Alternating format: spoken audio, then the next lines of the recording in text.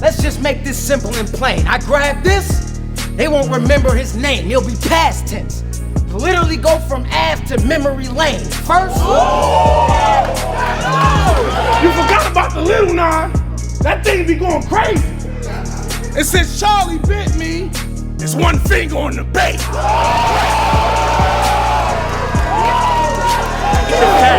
Y'all might have to play this back, but when you piece it all together, those are the type of lines that created smack. So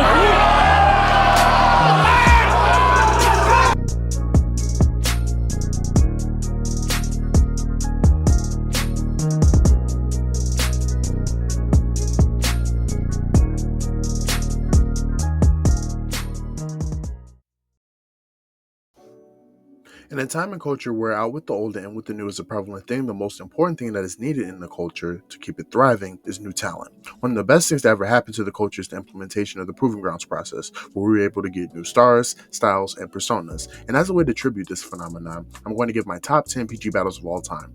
This list is based on the quality of the battle and what it did for the rising talent. At number 10, we have Lattize vs. Family Man Hayes. While the PGs kicked off in 2011, 2012 featured some amazing moments from the graduating class where we were able to see them progress into formidable opponents and garner mass attention. We were also given one of the first and only rooftop PG one-off battles in battle rap history that featured some high-quality exchanges from up-and-comers.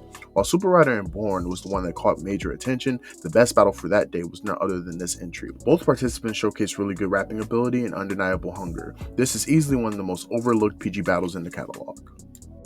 At number 9, we have Loso vs. Scotty. Even though it's water under the bridge now, there was a time where many people were imploring Loso to go over to URL and display his talent on a much larger scale. But while it can be debated whether Loso needed to make the leap, considering how well his Horseman counterpart is faring without the URL look, I can't deny how electric the moment was. It's important to note that this was URL's first time in Houston, and it is fitting that Scotty was offered a look as he was one of the biggest battlers in the market.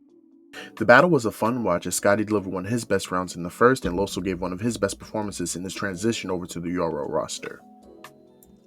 At number 8, we have Chef Trez vs. Ryder. Chef Trez was another bullpen talent that made a leap over to URL, and the first if we're being technical. His first PG was actually against Dre Dennis a year prior, and that battle itself made for a good exchange, but this battle was much better and featured Ryder's best performance ever. The beauty behind the PGs was that these weren't necessarily one-opportunity situations. Some individuals got multiple opportunities to display their greatness, and this battle is a prime example of good timing, consistency, and seizing the moment. While Ryder didn't quite reap the benefits of this battle until 2018, Chef Trez would see major names in 2017 and eventually pop off some amazing years in 2019 and 2023. At number 7, we have Don Marino vs. Jada Nightwing. This battle is one of the small tidbits I forgot to mention in the 2010s video, but luckily I have a chance to right my wrongs. As we were coming towards the final years of the PG era, we were introduced to a fair share of talents that would eventually comprise the UM1 class. Don Marino and Jada Nightwing serves as the breadcrumbs towards that configuration with their noteworthy style clash and unique personas they brought to the ring.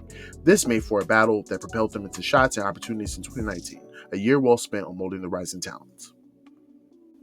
At number 6, we have Kid Chaos vs. Jay Kruger. When you talk about band battles, the first thing that comes to mind is Teams vs. Jack, Jack vs. Big T, Av vs. Glue, Twerk vs. Chess, etc., etc. But I honestly think that this is one of the best band battles that doesn't get enough recognition. The material is top-notch, the hunger is unmatched, and it serves as one of the best bar-for-bar PG battles ever. Even though Jay Kruger will ultimately get knocked off track due to health issues, he can hang his hat on leaving his mark in the band setting. And as for Kid Chaos, he would continue to showcase his lyrical prowess for the next 3 years as his pen would only sharpen from there. At number 5, we have John Nadine vs. B Magic. This is another rare moment where a one-rounder has such an impact on the culture as two of the best PGs squared off in their final PG encounter. This battle was a huge deal on both sides as John Nadine was making his transition over from grind time, and B Magic was coming off a stellar performance in his previous PG. This was a good gem as we got John's first iteration of multiple choice, and B Magic fine-tuning his puncher style. Both individuals take the world by storm. John Nadine would eventually have a debatable with Bill Collector and take on Hitman Holla as the SM2 opener, and B Magic would build up steam and become the battler of the year for 2013. At number 4, we have Ill Will vs. Johnny Alcatraz. The story of Ill Will cannot be told without his PG against Johnny in the Black Star store. Will was unlike any battler we've seen before, nor a battler we will see again, with his brash demeanor, off-kilter humor, and extremely unpredictable style. While I tried to focus on battles that did wonders for both combatants, I find it very hard to not have the best PG performance ever in the top 5. He was not only labeled Smack's gunner from Smack himself, but also became the first UFF champion and battled on SM months later. And by the looks of it, he's still doing pretty well for himself now. At number 3, we have Swamp vs. Your Honor. There's a reason why many fans consider this to be one of their favorite battles in both of these guys' catalogs. This was a coming out party for both individuals as they both were looking to make a major impression. The beauty behind this battle, besides the setting obviously, was the style clash and unique characters that each battler possessed. Nobody sounds like them and nobody can rap the way that they can rap. This battle grabbed many people's attention and would garner great demand for a reappearance. Each person would capitalize off their buzz and momentum for the remainder of the year and going into the battle rap bubble. I went on record saying that this is the last PG classic that we will receive in the culture because shortly after this, we will shift into the Crucible process. This will always sit in many people's minds when it comes to PG battles. At number 2, we have Emerson Kennedy versus B-Dot. Yes, this battle counts as a PG, and yes, it deserves to be this high. I can't express how great this battle was for the West Coast and for the PG catalog as well. Both individuals had standout performances and added a refreshing twist to the Proving Grounds, but they couldn't outdo the doer. That scheme, start flipping it right. So if we beefing, I'm black and yell oh, cause that's still a blaming go. So if your bitch jumping away, when that ratchet blow, your whiz could leave you with a wig missing like Amber Rose. Nice! Well, I don't care who Scott called or Scott hired. You are not hard and you're block liars. We could get it shaking with the hands or the arms lift up. You want the Scott Hall or the Scott Steiner? That ain't talking, bro. Talk, nigga. I said 2 straps. Nigga, I'm peeling out of both like Morpheus hands. Then the next thing you know, the pound behind his head like the scorpion stand. So nigga, anybody can play that card. See, I came from cold showers. All my ooses know, but see, most was broke. Nigga, Jay was poor. I ain't have a mattress till I was 16. I had to wake up and make the floor. Nigga, life was fine, so test me. Get a multiple choice how to die. That's A. Headshot, hit his jaw with a slug. Or B, shotgun pellets, all up in his gut. Or C, go for his legs and have him crawling in his blood. Or D, start from his feet and shoot all of the above. Dome like Stewie head. Banging cans behind your car like a newlywed. Think you sick? Well, be magic is the Sudafed. This right hook will give you them Zab Judah noodle legs. And he pick it up like this. Ain't that a bitch? Well, if that's the case, that ain't where the shit stop. I'll pull that big ass AK out the holster, let the barrel spin, and he get all 6 shots. Like, bah! Another dumbass nigga that'll get shot in his damn face. Cause all that hee hee ha ha comedian shit, I ain't feeling it, bro. So for every knock knock, it's a pop pop. Now which one of you other motherfuckers wanna finish the joke?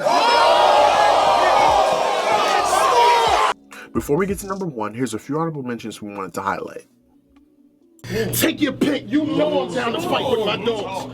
I'm from the state of Vic, rounds I had hoes through the cracker, but we ain't making rents, I know. That was a racial flip. But that's only cause he trying to prove to us he a real nigga. He on that Rachel shit. I ain't And it ain't martial law. You gonna see so much firing going on, you gonna need more than a fire martial law. My soldiers are running your shit like the martial law. They gonna be like this white boy flipping when he brought that tech in and bullets started kicking like a bitch that still gets served for them lines nigga around. Nigga tennis racket, nigga 10-inch ratchet. I had your fro pick the bricks. I leave a nigga napping in the arm and back or push a couple feet off the wall like swimming practice. I'm with the action.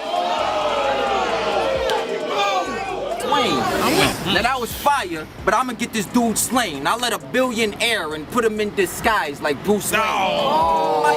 Revamping, that's my new thing. Okay. Fuck your life. I don't wanna call it truce, lame. I'll break your legs. A bat, a cave in this man's shin like Bruce Wayne. To the corners of my mouth, get that white shit, then I wipes it, then I knife shit, then I knife back, then I run slow with the gun low, raise it up, unload, bitch behave or one finger wave, get your 55 like Madonna.